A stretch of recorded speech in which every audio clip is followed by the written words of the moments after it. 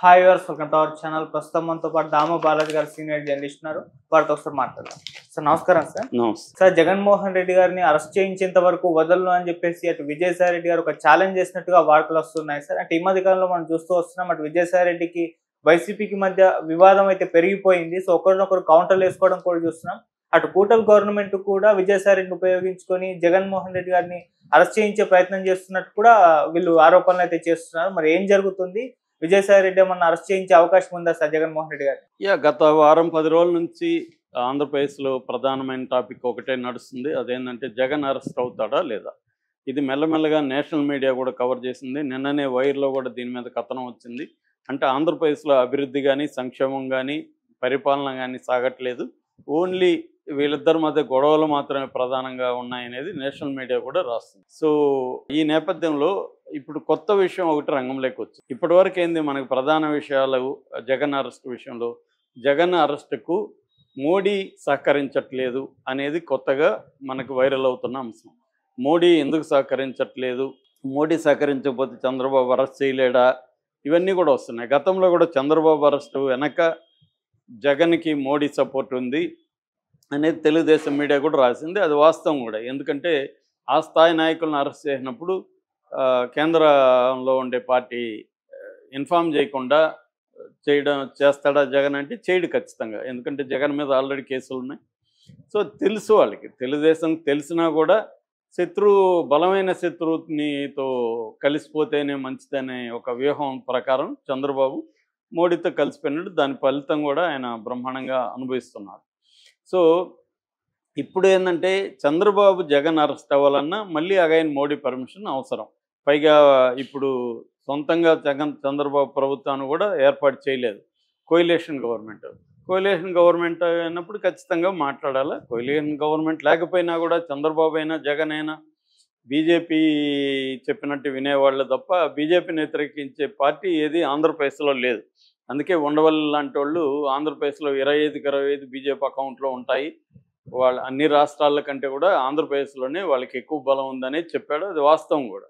ఎవరున్నా బీజేపీకి సపోర్ట్ చేస్తారు అక్కడ, జగన్ అయినా చంద్రబాబు అయినా పవన్ కళ్యాణ్ అయినా. సో ఈ నేపథ్యంలో మోడీ ఎందుకు గ్రీన్ సిగ్నల్ ఇవ్వలేదు అనే చర్చ నడుస్తుంది.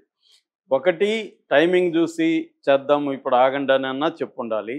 2, అతను జగన్ అరెస్టు చేయొద్దు అనుకొని కూడా ఉండాలి. దానికి రకరకాల వ్యాఖ్యానాలు వినిపిస్తున్నాయి. ఒకటి ఏంటంటే జగన్ అరెస్ట్ చేస్తే బీజేపీకి వచ్చే లాభం ఏం లేదు, అది చంద్రబాబుకి లాభం అవుతుంది. జగన్ వీక్ అయినప్పుడు చంద్రబాబు బలం పెరుగుతుంది. ఆ చంద్రబాబు బలం పెరగడం బీజేపీకి నష్టమే. చంద్రబాబు ఇలాగ ఉంటేనే తన కంట్రోల్లో ఉంటాడనేది ఒకటి. 2, జగన్ లేకపోయినప్పుడు ఒక ప్రతిపక్ష స్పేస్ అనేది కాంగ్రెస్కి వెళ్ళొచ్చు. ఎందుకంటే జగన్ పార్టీలో చాలామంది కాంగ్రెస్లోకి వెళ్ళిపోవచ్చు. తెలుగుదేశం జనసేనలోకి వెళ్ళలేని వాళ్ళు ఒకప్పుడు కాంగ్రెస్ నుంచి వైసీపీలోకి వెళ్ళిన చాలామంది ఉన్నారు కాబట్టి మళ్ళీ వాళ్ళు కాంగ్రెస్లోకి వెళ్ళిపోయే అవకాశం ఉంది. ఆ విధంగా కాంగ్రెస్ బలపడుతుంది. కాంగ్రెస్ బలపడడం వాళ్ళకి ఇష్టం లేదు. 3వ అంశం, మైనార్టీలు జగన్ వైపు ఉంటారు కాబట్టి మనం హిందూ మెజార్టీని పోలరైజ్ చేయడానికి జగన్ ఉంటే మనకి పనికొస్తుంది. జగన్ కూడా లేకపోతే హిందూ ముస్లిం లేకపోతే హిందూ వర్సెస్ మైనార్టీ అన్న నెరేటివ్ని తీసుకొచ్చి మనం హిందూ పోలరైజేషన్ అనేది కష్టమవుతుంది అనేది మోడీకి ఉండే ఇది అని చెప్తున్నారు. పైగా జగన్ మోడీని ఏ రకంగానే ఇబ్బంది పెట్టట్లేదు. గతంలో కూడా మోడీకి అనుగుణంగానే ఉన్నాడు. తర్వాత ఎలక్షన్లలో కూడా డబ్బులు కూడా ఫండ్స్ కూడా మోడీకి సప్లై చేశాడనే వార్త కూడా వస్తుంది. ఇప్పుడు కూడా జగన్ సప్లై చేస్తాడని చెప్తున్నారు. సో అన్ని రకాలుగా జగన్ని ఇబ్బంది పెట్టడం వాళ్ళకి ఇష్టం లేదు. అందువల్ల జగన్కి గ్రీన్ సిగ్నల్ ఇవ్వలేదు అనేది ఇప్పటివరకు ఉన్న కథనం.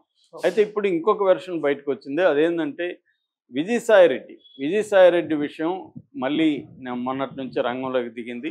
ఆ విషయం ఏంటంటే విజయసాయి రెడ్డి సిట్ ఏదైతే ఉందో మద్యం కుంభకోణం మీద నియమించిన సిట్టు విచారణకు ఆయన హాజరవ్వక ముందు ఆయన ఒక విల్లాలోకి వెళ్ళాడు. ఆ తర్వాత కొంత సమయం తర్వాత టీడీ జనార్దన్ అనే తెలుగుదేశం నాయకుడు ఆ విల్లాలోకి వెళ్ళారు. ఇద్దరు దాదాపు 45 నిమిషాలు చర్చించుకున్నారు. దాని తర్వాతనే ఈయన సిట్టికి వెళ్ళాడు అన్న వార్త వీడియోని వైసీపీ బయటికి తీసుకొచ్చింది. ఈ క్రమంలో జగన్ కూడా విజయసాయి రెడ్డిని గురించి అడిగినప్పుడు ఇంకా 3 ఏళ్ళు రాజ్యసభ సభ్యత్వం ఉన్నా కూడా రిజైన్ చేశాడంటేనే కారణం తెలుగుదేశానికి చంద్రబాబుకు ఉపయోగపడడానికి ఆయన అలా చేశాడని జగన్ ఓపెన్గా చెప్పాడు.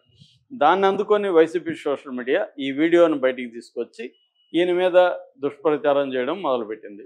అంటే విజయసాయి రెడ్డి చంద్రబాబుతో కుమ్మక్కయ్యి వైసీపీని మద్యం కుంభకోణంలో ఇరికించడానికి ట్రై చేస్తున్నాడు. ఆయన ఇచ్చిన సమాచారం మేరకే వీళ్ళు ఇప్పటి వరకు ఇటు కసిరెడ్డి రాజశేఖర రెడ్డిని కావచ్చు, ఆ తర్వాత సజ్జల శ్రీధర్ రెడ్డిని కావచ్చు, తర్వాత ధనంజయ రెడ్డిని, కృష్ణమోహన్ రెడ్డిని, తర్వాత గోవిందప్ప బాలాజీని వీళ్ళందరినీ అరెస్ట్ చేయడం వెనక విజయసాయి రెడ్డి ఉన్నాడు అన్న యాంగిల్ నుంచి వీళ్ళు తీసుకొస్తున్నారు. దీనికి ఇప్పుడు విజయసాయి రెడ్డి సమాధానం చెప్తూ నిన్న ఒక పెద్ద ట్వీట్ చేశాడు. అదేంటంటే ఊరికే ఉండేవాడిని కెలికి వీళ్ళు తన్నించుకుంటున్నారు, సో నన్ను కెలుగుతున్నారు, ఇరిటేట్ చేస్తున్నారు, దానివల్ల నేను బయటికి రావాల్సి వస్తుంది. నేను ఆ కేసులో ఓన్లీ A1 గురించి మాట్లాడాను. A1 అంటే ఎవరు? కసిరెడ్డి రాజశేఖర రెడ్డి గురించి మాత్రమే చెప్పాను తప్ప మిగతా వాళ్ళ గురించి ఏమీ సమాచారం చెప్పలేదు. నేను చెప్పినట్టు ప్రూవ్ చేయండి. అతను ఒకరిని మాత్రమే చెప్పాను, అతని రోల్ గురించి మాత్రమే చెప్పాను. నేను జగన్ పేరు కానీ మిగతా వాళ్ళ పేరు కానీ నేను తీసుకురాలేదు. రెండవది, నేను ఆ విల్లా ఇంటికి వెళ్ళింది వాస్తవమే, ఆ వీడియోలో ఉన్నది వాస్తవమే. ఆ విల్లా ఎవరిదంటే కృష్ణ వాళ్ళ బ్రదరు ఆదిశేషగిరిరావుది, వాళ్ళ ఇంటికి నేను వెళ్ళాను. ఎందుకంటే కృష్ణ ఫ్యామిలీ నాకు 3 దశాబ్దాల నుంచి క్లోజు. సో వాళ్ళు ఏం జరిగినా నేను వెళ్తుంటాను. వాళ్ళు నా కూతురు పెళ్ళికి కూడా వచ్చారు. అలాగే నేను వెళ్ళాను. నాకు టీడీ జనార్దన్ వస్తాడని తెలియదు, ఆయన కూడా ఏదో పని మీద వచ్చాడు, నేను నా పాటికి మళ్ళీ బయటకు వచ్చేసాను అనేది ఆయన చెప్తున్నాడు. ఇదంతా కూడా కోటరీ చేస్తుంది, జగన్ చుట్టూ ఉన్న కోటరీ. గతంలో కూడా ఇలాగే నన్ను వేధించింది కోటరీ. 4 ఏళ్లకు ముందు నుంచి కూడా నన్ను జగన్ దూరం పెట్టాడు. ఈ కోటరీ నన్ను వేధించడం మొదలుపెట్టింది, నా మీద అబద్ధాలు చెప్పింది. 2011లోనే నా మీద 21 కేసులు ఉన్నాయి. నేను జగన్ చెప్పి ఉంటే ఇప్పుడు కూడా అనేక కేసులు నా మీద వేసుకొని నేను పోరాడేవాడిని. కానీ కోటరీ నన్ను ఇబ్బంది పెడుతుంది, దానివల్ల నేను బయటకు వచ్చాను. ఇప్పుడు కూడా ఇదే కోటరీనే పనిచేస్తుంది. ఈ కోటరీ కానీ ఇప్పుడు కూడా చేస్తే నన్ను కెలకడం వల్ల జగన్కి నష్టం, ఇంకెవరికి నష్టం లేదు అని చెప్తున్నాడు. ఇప్పుడు దీన్ని ఇంటర్ప్రెట్ చేస్తుండే జగన్కి నష్టం అంటే ఏం చేస్తాడు ఈయన? ఈయన పొలిటీషియన్ కాదు, ఏం చేయబోతాడు అంటే ఈయన మోడీ టచ్లో ఉన్నాడని. ఇప్పుడు జగన్ అరెస్ట్ అయినా ఉపయోగం లేదు, కొత్త కేసులు అరెస్ట్ అయితే బెయిల్ వస్తుంది. అందుకని అక్రమాస్తుల కేసుల్లో, జగన్ మీద ఉన్న కేసుల్లో ఈయన కానీ అప్రూవర్గా మారితే, జగన్ కన్విక్షన్ పడితే అప్పుడు జగన్ జైలుకి వెళ్తాడు. జగన్ ఒక 4 ఏళ్ళు 5 ఏళ్ళ కన్విక్షన్ పడింది అనుకో, 2 ఏళ్ళు పైన పడితే 10 ఏళ్ళ వరకు పోటీ చేయలేరు. కాబట్టి జగన్కి ఇంకెవరు కూడా లేరు గట్టిగా, ఇటు శర్మిల కానీ వాళ్ళ తల్లి కూడా లేదు, భార్య రాజకీయాలకి ఇప్పటివరకు సీరియస్గా అటెండ్ కాలేదు.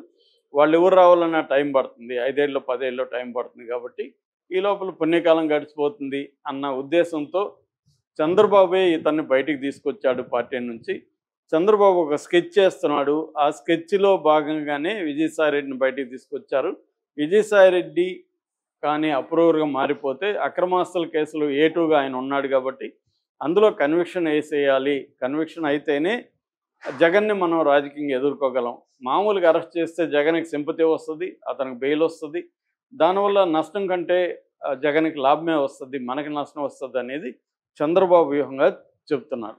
అందుకని కన్విక్షన్ రావడానికి దీంట్లో విజయసాయి రెడ్డిని అప్రూవర్గా మార్చేస్తే అవుతుందని.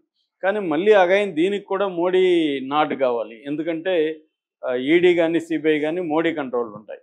ఒకవేళ విజయసాయి రెడ్డి అప్రూవ్గా మారినా దాన్ని ఉపయోగించుకోవాలంటే మళ్ళీ ఆ 2 సంస్థలు ఉపయోగించుకోవాలి. కాబట్టి అల్టిమేట్గా మోడీ గ్రీన్ సిగ్నల్ ఏ మేరకు ఇస్తాడు, ఇతన్ని కన్విక్షన్ చేసి అసలు జగన్ని రాజకీయంగా సమాధి చేయాలని మోడీ అనుకుంటాడా? చంద్రబాబుకు ఉండొచ్చు, జగన్ రాజకీయ సమాధి అయిపోతే లోకేష్కి డోకా ఉండదు సీఎంగా అని అనుకోవచ్చు. ఎందుకంటే జగన్కి కూడా ఒక 40% ఓట్ షేర్ ఉంది, జగన్ పోరాటం చేయగలడు, అతనికి రాజకీయాలు బాగా తెలుసు, వంట పట్టించుకున్నాడు. సో కాబట్టి జగన్ని ఎదుర్కోవడం అంత ఈజీ కాదు బయట ఉంటే.